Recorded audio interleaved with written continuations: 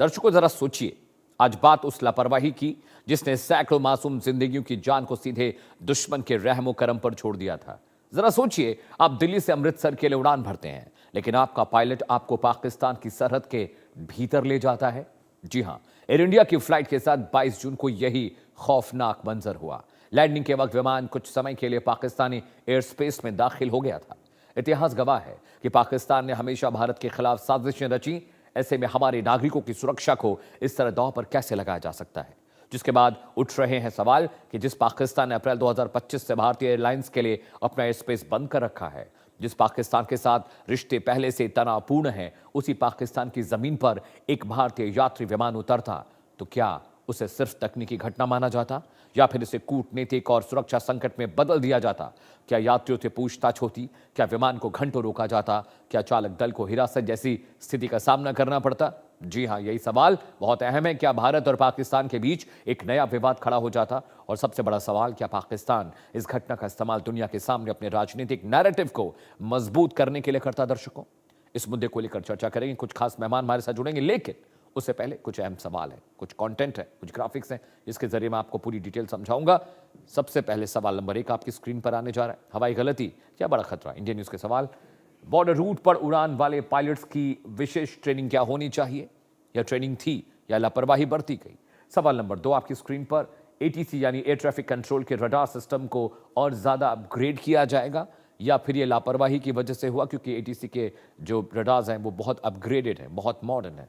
सवाल नंबर 3, भविष्य में सीमा उल्लंघन पर लाइसेंस रद्द करने का प्रावधान होना चाहिए? क्या पायलट्स पर कार्रवाई होनी चाहिए? क्या पायलट्स पर सख्ती बरतने का वक्त आ गया है? दर्शकों, सुरक्षा प्रोटोकॉल के उल्लंघन पर जीरो टॉलरेंस की नीति लागू की जानी चाहिए? क्या डीजीसीए को अब सख्ती से इन तमाम चीजों को स्क्रूटनी और मॉनिटर करना चाहिए? जी हां, ये 5 सवाल आपकी स्क्रीन पर थे। दर्शकों, आगे बढ़ते हैं। क्या खतरनाक गलती से ये प्लान रुक सकता था? ये घटना रुक सकती थी? सरहद पार खतरे की उड़ान के बारे में थोड़ा आपको इन्फॉर्मेशन दे दें। ये पूरा मामला कब का है? जी हाँ, इन्फो नंबर 1, सोमवार रात करीब 9:15 बजे दिल्ली से AI321 एयर इंडिया विमान ने उड़ान भरी। देर रात ये उड़ान भरी गई। करीब 9:15 बजे का वक्त था जब फ्लाइट ने टेक ऑफ किया दिल्ली से। इन्फो नंबर 2, विमान को रात 10:30 पर अमृतसर में लैंड होना था। दिल्ली से अमृतसर की दूरी करीब 1.5 पौने 2 घंटे की है, लेकिन आगे क्या हुआ? इन्फो नंबर 3 दर्शकों आपकी स्क्रीन पर। 3 मिनट देरी से विमान उड़ा। उड़ान के दौरान तकनीकी खामी आई और उसके बाद ये पूरा नाटक हुआ, जिसके बारे में आपको डिटेल दे रहा हूं। इन्फो नंबर 4 आपके स्क्रीन पर दर्शकों आने जा रहा है। रूट से भटका विमान पाकिस्तान के एयर स्पेस पे जा घुसा, एयर स्पेस में दाखिल हो गया। क्या पायलट को इसका अंदाजा नहीं था? एटीसी ने उनको ठीक इंफॉर्मेशन सिग्नल नहीं दी थी या कोई कम्युनिकेशन वहां पर फेलियर हुआ जिसकी वजह से घटना घटी? Information number 5, Pakistan air traffic control से पायलट को चेतावनी जारी की गया। अमूमन एटीसी बोलता है कि आप गलत एयर स्पेस में आ गए हैं, वापस जाइए, नहीं तो आप पर कार्रवाई की जाएगी। इन्फॉर्मर 6, चेतावनी मिलते भारतीय विमान के पायलट ने तुरंत यू टर्न ले लिया। यू टर्न लेकर वो भारतीय सीमा में वापस आ गए। इन्फो नंबर 7 आपकी स्क्रीन पर दर्शकों आने जा रहा है। पूरी घटना के बारे में मैं आपको बता रहा हूं कि आखिर उस दिन रात को, सोमवार रात 9:15 बजे क्या कुछ हुआ। भारतीय हवाई क्षेत्र में वापस लौटा एयर इंडिया का विमान और उसके बाद अफरा तफरी मची, स्क्रूटनी शुरू हुई। एयर ट्रैफिक कंट्रोल कम्युनिकेशन के सारी डेटा का एनालिसिस किया जाना शुरू हुआ। इन्फो नंबर 8 आपकी स्क्रीन पर। समय निकल जाने के बाद विमान अमृतसर की सीमा में पहुंचा, लेकिन दर्शकों यहीं पर दिक्कत नहीं रुकी थी। अमृतसर में एयर ट्रैफिक इतना था कि उस विमान को लैंडिंग की परमिशन नहीं मिली और अमृतसर के बजाय विमान को दोबारा दिल्ली लौटना पड़ा। जी हाँ, इन्फो नंबर 9 आपकी स्क्रीन पर दर्शकों। ट्रैफिक बढ़ने से विमान को अमृतसर में उतरने की परमिशन नहीं मिली और जब परमिशन नहीं मिली तो विमान को मजबूरी में वापस आना पड़ा। एयरपोर्ट कंट्रोल रूम से विमान को वापस दिल्ली जाने के निर्देश मिले और उसके बाद विमान दिल्ली वापस आया। यहां पर उसने लैंडिंग की। इन्फो नंबर 11 आपकी स्क्रीन पर दर्शकों आने जा रहा है। पूरा मामला मैं आपको बता रहा हूं। विमान वापस दिल्ली गया, जहां सुरक्षित उसकी लैंडिंग कराई गई। टेक्निकल खामियां क्या थी? टेक्निकल नेग्लिजेंस था, एटीसी कम्युनिकेशन में प्रॉब्लम थी। ये सब चीजें भी जानकारी इसको लेकर नहीं आई है। ये अभी तफ्तीश, इन्वेस्टिगेशन का विषय है। दुश्मन के आसमान में इंडियन फ्लाइट जब पहुंची तो क्या हुआ? अब डीजीसीए क्या एक्शन करेगा? Director general of civil aviation, जो एक एपेक्स बॉडी है जो एविएशन सेक्टर को मॉनिटर करती है, पाक एयर स्पेस में घुसने की जांच के आदेश दिए गए। एयर ट्रैफिक कंट्रोलर क्रू पर कार्रवाई की बात कही गई है। पाक एयर स्पेस में घुसने की जांच के आदेश के मतलब है कि अब एटीसी की पूरे डेटा, पूरा ब्लैक बॉक्स सबको चेक किया जाएगा, कम्युनिकेशन देखा जाएगा कि किस तरह का उनको इन रूट मिला था, किस तरह के इनपुट्स मिले थे, जिसके बाद ये गलती या हादसा हुआ। आगे बढ़ते हैं। दुश्मन के आसमान में इंडियन जब फ्लाइट पहुंची तो वहां क्या कुछ हुआ? या ये चूक थी या फिर नेग्लिजेंस का मसला है। वजह नंबर 1, 22 अप्रैल 2025 पहलगाम। वजह नंबर 2, भारत ने ऑपरेशन सिंदूर के जरिए जवाबी कार्रवाई की थी, एयर स्पेस बंद क्यों किया गया। वजह नंबर 3, 24 अप्रैल 2025 को पाक का एयर स्पेस भारतीय विमानों के लिए बंद कर दिया गया था। बॉर्डर पर उड़ान पर संग्राम क्यों हो रहा है, क्योंकि जब ऑपरेशन सिंदूर हमने किया था उसके बाद से पाकिस्तान ने इंडियन फ्लाइट्स के लिए अपना एयर स्पेस बंद कर दिया। उसके बावजूद एयर इंडिया की फ्लाइट सोमवार रात पाकिस्तानी सीमा में दाखिल हुई। पाकिस्तानी ATC ने उन्हें चेतावनी दी, जिसके बाद भारत वापस लौटा हुआ विमान उसने कोशिश की अमृतसर में लैंड करने की, वहां पर एयर ट्रैफिक ज्यादा था, वापस दिल्ली पहुंचा और दिल्ली में उसने लैंड किया। ठीक है, आगे बढ़ते हैं, अगले ग्राफिक्स पर आते हैं। चलिए, दो खास मेहमान मेरे साथ जुड़े, एयर कमोडोर संजीव मेहंदीरत्ता साहब जुड़ रहे हैं, रिटायर्ड पूर्व भारतीय वायुसेना के अधिकारी हैं। सर जय हिंद, बहुत बहुत आपका स्वागत है। विपिन शर्मा मेरे साथ हैं, वरिष्ठ पत्रकार हैं, आपका भी बहुत बहुत स्वागत है विपिन जी। सर सबसे पहले मैं आपके पास आ रहा हूं, ये कोई बहुत बड़ा मसला नहीं है। कभी कभी इंटरनेशनल फ्लाइट्स में भी हमने देखा है कि फ्लाइट्स चली जाती हैं दुश्मन के इलाके में, लेकिन एक ये बेसिक कोर्स है, लेकिन इसको इतना बड़ा किया जा रहा है। क्या ये बड़ा करने की ज़रूरत है? पाकिस्तानी एयर स्पेस में विमान का जाना, क्या आपको लगता है ये सामान्य चीज़ नहीं है, ये बहुत ख़तरनाक हो सकता था? विमान और पायलट सबका जीवन खतरे में था। आप इसको ऐसे रीड कर रहे हैं सर? नमस्कार। नमस्कार सर। देखिए, इस विमान का अगर इस स्थिति में आप देखें तो कोई ऐसा खतरे की बात नहीं थी, मगर कुछ चीजें आपको ये जाननी होंगी। Right sir. कि पहलगाम के बाद से सिविल फ्लाइट्स को एक दूसरे की टेरिटरी में जाने की परमिशन नहीं है।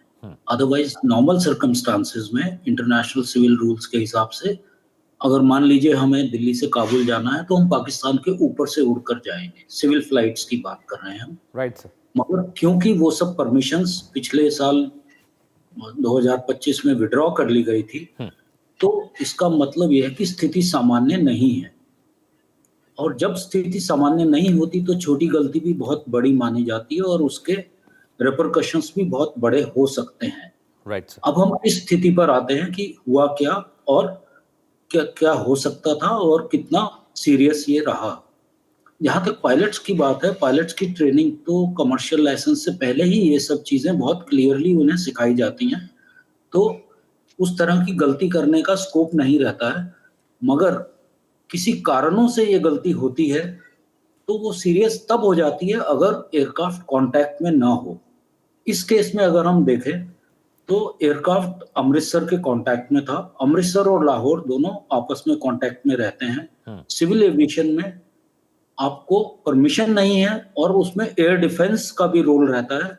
जो एयर डिफेंस क्लियरेंस आपकी रहती है, आप उसे क्रॉस नहीं कर सकते हैं क्योंकि उससे एक्टिवेट हो जाती हैं एयर डिफेंस सर्विसेज, यानी कि मिलिट्री भी उसमें एक्टिवेट हो जाती है अगर आप अपने रूट को चेंज करते हैं या अपना जो प्रेस्क्राइब्ड और प्लान्ड रूट है उससे अगर आप हटते हैं या कोई भी डाइवर्जन लेते हैं तो एयर डिफेंस सर्विसेज भी एक्टिवेट हो जाती हैं।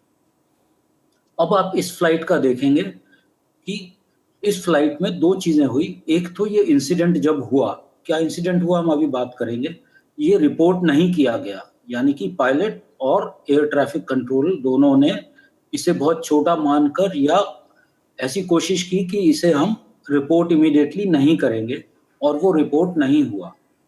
एक तो सीरियसनेस इस बात की ली जा रही है एप्रोप्रिएट अथॉरिटीज के द्वारा कि इसे इमीडिएटली रिपोर्ट क्यों नहीं किया गया, क्योंकि ऐसी चीजें छुप तो सकती नहीं है, वो भी पाकिस्तान के साथ, पाकिस्तान भी उसे टेकअप करेगा।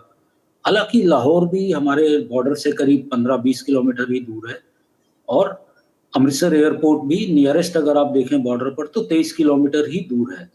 तो हवाई उड़ान के लिए ये डिस्टेंसेस बहुत कम है, एक टर्न में भी कवर हो सकते हैं। इस स्थिति में ये हुआ कि जब एयरक्राफ्ट गो अराउंड किया, यानी कि वो लैंड करने के बजाय दोबारा से उड़ान भरा उसने अमृतसर के एयरपोर्ट से, उसके रीजंस नहीं बताए गए हैं, ट्रैफिक था या एयरपोर्ट में वेदर का प्रॉब्लम था। तो उसके दौरान वो पूरा अच्छी तरह से ATC के कंट्रोल में था और कम्युनिकेशन में कोई प्रॉब्लम नहीं था। ऐसा भी हो सकता था कि वो ATC के कंट्रोल में ना हो, उनसे बातचीत ना कर पा रहा हो और शायद एयरक्राफ्ट हाईजैक भी हो जाता है तो अपनी स्थिति बदल लेता है, दूसरी तरफ जा सकता है। वो सब सिग्नल्स नहीं थे और लाहौर ATC को भी ये सब जानकारी थी। इसलिए उसे सीरियस मानना तो ठीक नहीं है, मगर ये जो उल्लंघन हुआ है उसे बहुत सीरियस माना जाएगा, और उल्लंघन होकर ना बताना और भी ज्यादा सीरियस माना जाएगा।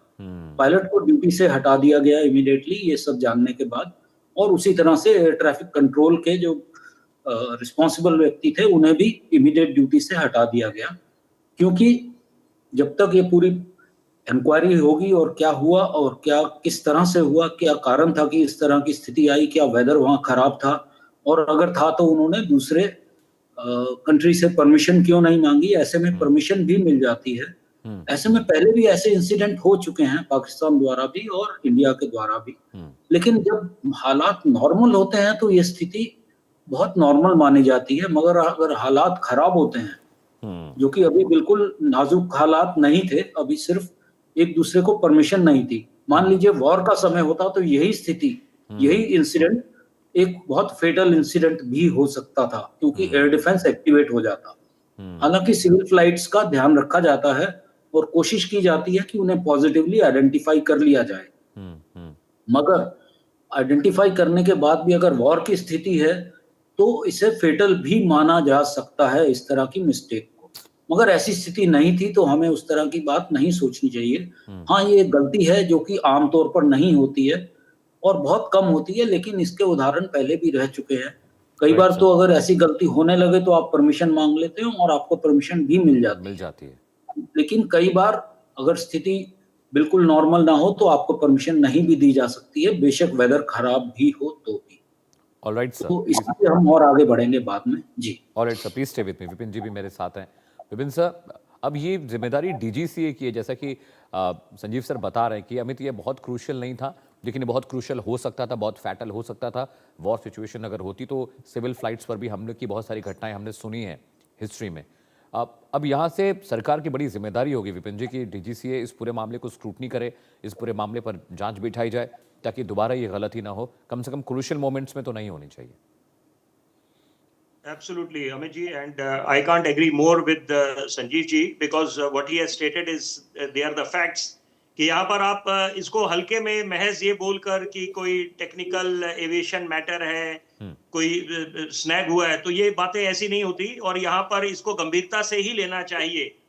और दूसरी बात ये भी है एक हकीकत कि यहाँ पर एक का एक हम लोग निष्कर्ष पे पहुंच जाए, क्योंकि जांच बैठी है और यहाँ पर अगर क्रू मेंबर्स की बात करें और एयर ट्रैफिक कंट्रोलर को जब पूछताछ करी जा रही है, तो निश्चित बात है कि बिल्कुल स्थिति स्पष्ट होगी जब चीजें सामने आएंगी। लेकिन जरूरी बात है कि एक बात जो बड़ी समझनी चाहिए कि जो सिविलियन प्लेन्स हैं और मिलिट्री प्लेन्स हैं, क्योंकि अगर मिलिट्री प्लेन्स ब्रीच कर जाते हैं, एयर स्पेस वायलेशन हो जाती है, तो वहां पर निश्चित बात है गंभीर मुद्दा बन जाता है। और जहां तक अगर सिविल प्लेन्स हैं तो वो डीजीसीए के तहत आता है। और यहाँ पर जो अहम भूमिका होती है कि चाहे हम मिलिट्री चैनल्स की बात करें, डिप्लोमेटिक चैनल्स की बात करें, हॉटलाइंस खोलें, क्योंकि यहाँ पर सिचुएशन अगर एस्केलेट हो जाती है तो उसमें किसी का हित नहीं होता, क्योंकि वैसे ही जो आपस में जो तनाव चल रहा है हिंदुस्तान और पाकिस्तान के बीच में, वो जग जाहिर है। और यहाँ पर सिलसिलेवार तरीके से अगर हम बात करें, खासतौर पे पहलगाम में जब निहत्थे सैलानियों को मौत के घाट उतारा गया, उसके बाद हमने ऑपरेशन सिंदूर करा, तो यहाँ पर दुश्मन कब कोई नापाक हरकत कर जाए उसके लिए हमें मुस्तैद भी रहना है और उसके लिए तैयार रहना है। तो यहाँ पर ये समझना कि कोई बिल्कुल कोई किसी तरह की सॉफ्ट अप्रोच होगी, तो ऐसी बात नहीं है। तो यहाँ पर ऐसी गलती हुई तो क्यों हुई, उसके पीछे क्या कारण था, उसकी तो जांच बनती है। साथ में कई सवाल उठेंगे, क्योंकि एक तरफ बात चल रही है जब जो नया जो डीजीसीए की तरफ से आया था कि जो पायलट्स की ड्यूटी फ्लाइट टाइमिंग्स को लेकर कि कैसे उनको बीच में ब्रेक्स दिए जाए, ताकि बिल्कुल जो एग्जॉस्टिव अगर पैटर्न पे वो लोग अपने ड्यूटी कर रहे हैं तो उसका भी खामियाजा चुकाना पड़ सकता है। तो उसको तहत ये नए एफडीटीएल रूल्स आए थे। तो यहाँ पर अभी अगर ये जो चीज सामने आई है, जिस तरह से जो लापरवाही हुई है कि आप एयर स्पेस, अगर पाकिस्तान का एयर स्पेस को वायलेट हुआ है तो यहाँ पर उसका उत्तर भी देना पड़ेगा, जिनको यहाँ पर बुलाया जाएगा जांच के लिए, जिनसे सवाल जवाब पूछे जाएंगे कि ऐसा हुआ तो क्यों हुआ। क्योंकि अगर इसको महज हल्के में लेंगे तो निश्चित बात है कि तब मुद्दा गंभीर बन जाता है, क्योंकि यहाँ पर ये कोई हल्की फुल्की घटना नहीं है। यहाँ पर इसको गंभीरता से लेने की आवश्यकता है और यही समय की नजाकत है। क्योंकि यहाँ पर मान के चले हाइपोथेटिकली, क्योंकि यहाँ पर अगर ये एस्केलेट हो जाता तो उसके लिए जिम्मेदार कौन होता। उसके बाद ये बड़े दुर्भाग्यपूर्ण पहलू है कि उसके बाद अलग किस्म की राजनीति शुरू हो जाती, एक दूसरे पे दोषारोपण शुरू हो जाता, ठिकरा फोड़ा जाता। वो चीज की नौबत आती क्यों, और उस चीज की नौबत आनी क्यों चाहिए कि उससे पहले अगर समय रहते, prevention is always better than cure, तो अगर पुख्ता कदम उठाए जाएं। और यहाँ पर सवाल इसलिए भी बनते हैं, जांच अच्छी होनी चाहिए क्योंकि ऐसी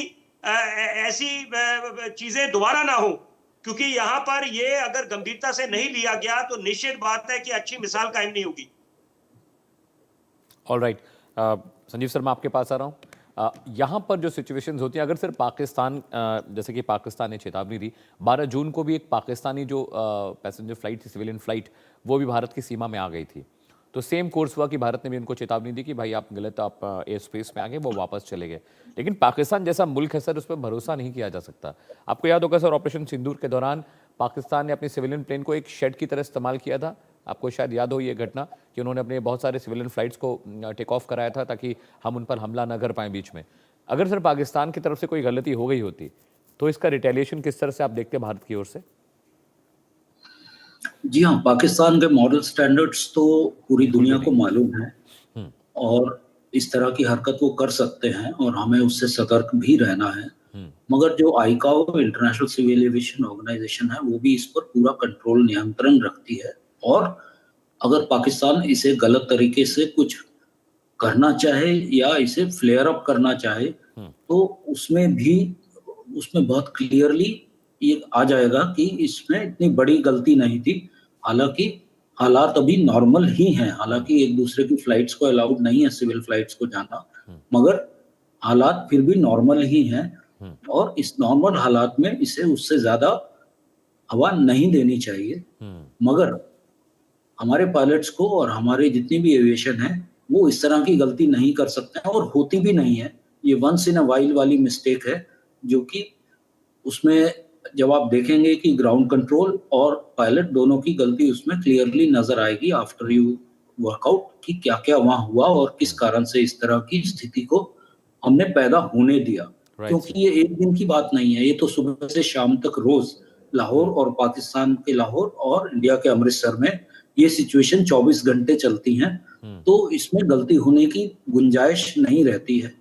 और अगर आप ह्यूमन फैक्टर देखें तो दोनों तरफ से उन्हें भी मालूम है कि ये 24 घंटे इस तरह की उड़ानें चलती हैं और अगर वेदर के कारण या किसी और कारण से हमारे बस में ना हो और इस तरह की गलती हो जाए तो उसे समझना भी चाहिए। ऐसा भी दोनों देशों को बहुत क्लियरली, दोनों देशों के जो कंट्रोल्स हैं उन्हें मालूम है और सभी आपस में कंट्रोल जितने भी हैं आपस में कांटेक्ट में रहते हैं, एयरक्राफ्ट भी कांटेक्ट में रहते हैं और जो एयर डिफेंस यूनिट्स हैं वो भी एक्शन लेने से पहले सिविल एविएशन के साथ कांटेक्ट में रहते हैं कि कहीं कुछ ह्यूमन फैक्टर के कारण हम गलती ना करें।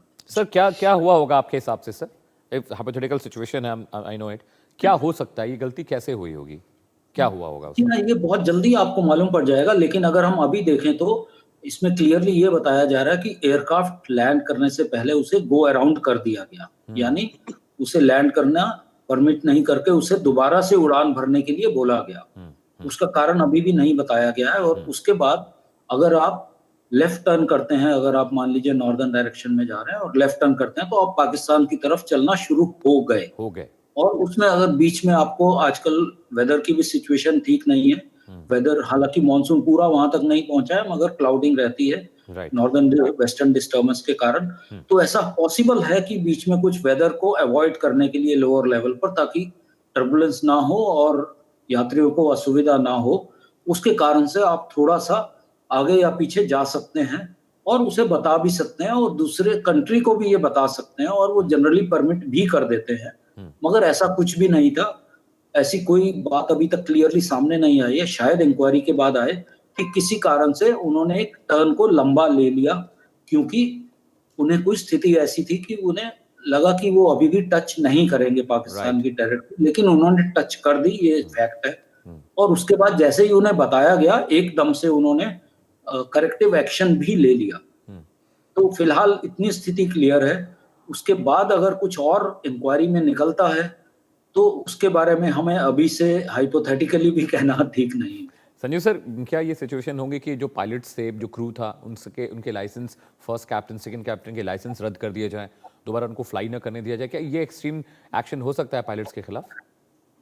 जी, एक्शन तो 100% होगा, लेकिन कितना एक्सट्रीम होगा और कितनी उनकी गलती है और किस की गलती है और क्या कुछ और परेशानी थी एयरक्राफ्ट में, ये सब बाद में निकल कर आएगा, क्योंकि उन्होंने अभी तक सिर्फ यही कहा है कि एप्रोप्रिएट अथॉरिटीज को ये प्रॉब्लम बता दी गई है और अभी इन्वेस्टिगेशन रहेगा।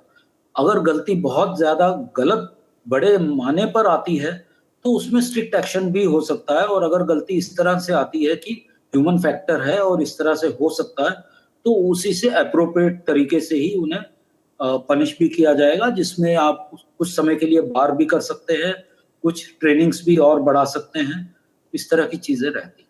मगर अगर बहुत बहुत बड़ी गलती हो तो उसका खामियाजा भी बहुत बड़ा एयरलाइन को भी और पायलट को भी भुगतना पड़ता है। ऑलराइट विपिन सर, कई बार जब विमान दुर्घटनाएं होती हैं, चाहे आप गुजरात का विमान हादसा देख लीजिए, आप पुणे का विमान हादसा देख लीजिए, नॉर्थ ईस्ट में जो हादसे हुए, हमेशा से जब इस तरह के हादसे होते हैं तो पायलट को बचाने की कोशिश कम्युनिकेशन में, नैरेटिव्स में होती है कि मौसम खराब था, टेक्निकल इश्यूज थे, एटीसी से संपर्क नहीं हो पाया था, एवियोनिक्स काम नहीं कर रहे थे फ्लाइट्स के।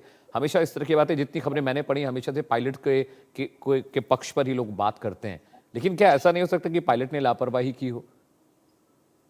निश्चित बात है, तभी तो ये बोला जा रहा है कि ये जांच का विषय है। It is too early in the day to come to any sort of a conclusion right, कि यहाँ पर निष्कर्ष पे पहुंच जाए। लेकिन देखिए, कई जरूरी बातें मद्देनजर रखनी पड़ेगी कि जो 1991 का एग्रीमेंट है of prevention of civil aviation breach, air space breach, तो यहाँ पर पाकिस्तान और हिंदुस्तान के बीच में जो समझौता हुआ और उसके बाद भी 1999 में, 1999 में कारगिल युद्ध में, 2013 में, 2019 में पहलगाम की घटना, उसके बाद 2025 और उसके बाद आप लें 2026 में अब ये इस तरह की जो घटना हुई है, तो निश्चित बात है कि यहाँ पर देखिए एक एक्सट्रीम स्टेप होता है कि जब फाइटर जेट्स आकर इंटरसेप्ट करते हैं या शूट डाउन की स्थिति बनती है, तो वो निश्चित बात है कि एक एस्केलेशन अलग लेवल की पहुंच जाती है और युद्ध की स्थिति भी बन सकती है। तो यहाँ पर यही कारण है जिसकी वजह से इस घटना को कोई साधारण तरीके से नहीं लिया जा रहा, गंभीरता से लिया जा रहा है और वही जरूरत भी है, क्योंकि यहाँ पर एक तरफ अगर तुलना करें कि यहाँ पर जो पाकिस्तान अपने प्रयास लगा रहा है कि एक शांति दूत बनकर आया है, वो अलग बात है कि वो बिल्कुल विफल रहा है, complete, it has been a complete failure. वो जो चाहे वो बॉडी लैंग्वेज के थ्रू दिखाना चाहते हैं कि ईरान और अमेरिका के बीच में सीज फायर कराया या एक ऐसी चीजें, तो वो बिल्कुल अलग है। उनके तो जो खुद ये सेल्फ स्टाइल्ड फील्ड मार्शल बने हुए आसिम मुनीर, तो अपने आप पता है कि पहलगाम की घटना के बाद उनका भारी भरकम तरीके से विरोध हो रहा था, तो वो तो अपनी कुर्सी नहीं बचा पा रहे थे, शहबाज शरीफ की कुर्सी नहीं बच रही थी, जिसके कारण ये लोग अपने आप में एक दूसरे को प्रमोट करने में लग गए। उसके बाद प्रमोट करने लगे डोनाल्ड ट्रंप को कि आप शांति दूत है सबसे बड़े विश्व के, तो आपको नोबेल पीस प्राइज से सम्मानित करा जाए। तो ये एक बड़ा अजीब सा खेल चल रहा है। लेकिन इस बीच जरूरी बात यह भी है जिसका संज्ञान लेना पड़ेगा कि पाकिस्तान को बैठे बैठाए एक मुद्दा मिल जाता कि वैश्विक पटल पर जाकर वो ये बताए कि देखिए हिंदुस्तान का विमान यहां पर हमारा एयर स्पेस वायलेट कर रहा है। तो यही कारण है, it is a totality of all the reasons जिसकी वजह से इस घटना को कोई हल्के में नहीं लिया जा रहा, गंभीरता से लिया जा रहा है और जिसकी जरूरत है। बहुत बहुत शुक्रिया विपिन जी आपका। Sanjeev sir, thank you so much for the insights. आप दोनों मेहमानों का बहुत शुक्रिया। दर्शकों, वक्त एक ब्रेक का है, ब्रेक के बाद भी इंडिया न्यूज पर